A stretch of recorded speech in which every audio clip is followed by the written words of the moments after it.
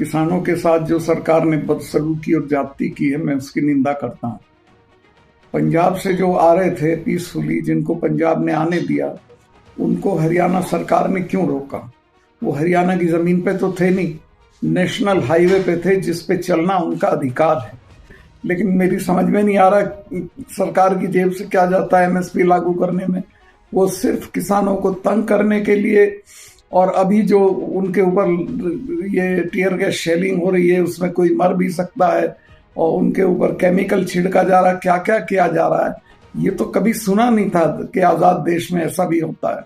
मैं मोदी सरकार से भी कहता हूं कि आप अपनी छवि इतनी खराब मत कराइए किसानों में कि जब आउट ऑफ पावर हो जाए तो कहीं जा ही ना पाए। तो आप उसको बुलाइए, उनसे बात करिए, उनकी बात सुनिए, और जो जायज बात हो उसे मानिए। आज हरियाणा के बॉर्डर पे किसानों के साथ जो सरकार ने बदसलूकी और ज्यादती की है, मैं उसकी निंदा करता हूँ। पंजाब से जो आ रहे थे पीसफुली, जिनको पंजाब ने आने दिया, उनको हरियाणा सरकार ने क्यों रोका? वो हरियाणा की जमीन पे तो थे नहीं, नेशनल हाईवे पे थे, जिस पे चलना उनका अधिकार है। और दिल्ली आ रहे थे अपनी बात कहने के लिए, कोई हिंसा करने नहीं आ रहे थे, उनसे कोई दिल्ली सरकार को खतरा नहीं था। लेकिन ये साबित करता है कि दिल्ली और हरियाणा दोनों सरकारें किसान विरोधी हैं और किसानों की दुश्मन हैं। किसानों की जो बेसिक मांग है एमएसपी, उसको जब तक लागू नहीं करेंगे तब तक देश का किसान परेशान रहेगा, और ये तूफान देश में लगा रहेगा, और ये झंझट चलता रहेगा। एमएसपी किसानों की बुनियादी मांग है।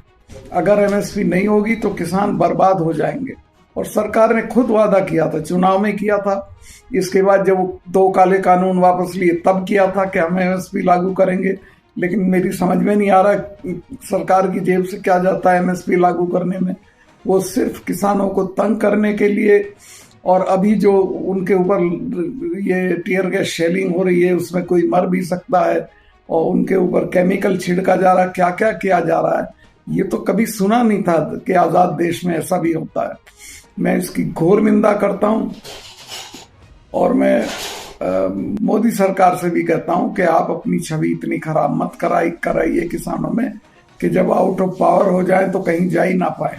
तो आप उसको बुलाइए, उनसे बात करिए, उनकी बात सुनिए, और जो जायज बात हो उसे मानिए। Thank you. आज हरियाणा के बॉर्डर पे किसानों के साथ जो सरकार ने बदसलूकी और ज्यादती की है, मैं उसकी निंदा करता हूँ। पंजाब से जो आ रहे थे पीसफुली, जिनको पंजाब ने आने दिया, उनको हरियाणा सरकार ने क्यों रोका? वो हरियाणा की जमीन पे तो थे नहीं, नेशनल हाईवे पे थे, जिस पे चलना उनका अधिकार है। और दिल्ली आ रहे थे अपनी बात कहने के लिए, कोई हिंसा करने नहीं आ रहे थे, उनसे कोई दिल्ली सरकार को खतरा नहीं था। लेकिन ये साबित करता है कि दिल्ली और हरियाणा दोनों सरकारें किसान विरोधी हैं और किसानों की दुश्मन है।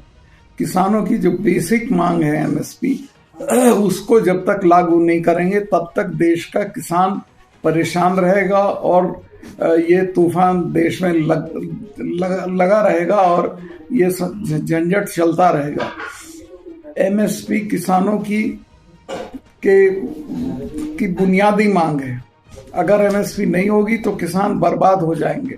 और सरकार ने खुद वादा किया था, चुनाव में किया था, इसके बाद जब 2 काले कानून वापस लिए तब किया था कि हम एमएसपी लागू करेंगे। लेकिन मेरी समझ में नहीं आ रहा सरकार की जेब से क्या जाता है एमएसपी लागू करने में। वो सिर्फ किसानों को तंग करने के लिए, और अभी जो उनके ऊपर ये टीयर गैस शेलिंग हो रही है, उसमें कोई मर भी सकता है, और उनके ऊपर केमिकल छिड़का जा रहा है, क्या क्या किया जा रहा है, ये तो कभी सुना नहीं था कि आज़ाद देश में ऐसा भी होता है। मैं इसकी घोर निंदा करता हूं, और मैं मोदी सरकार से भी कहता हूं कि आप अपनी छवि इतनी खराब मत कराइए किसानों में कि जब आउट ऑफ पावर हो जाए तो कहीं जा ही ना पाए। तो आप उसको बुलाइए, उनसे बात करिए, उनकी बात सुनिए, और जो जायज बात हो उसे मानिए। Thank you.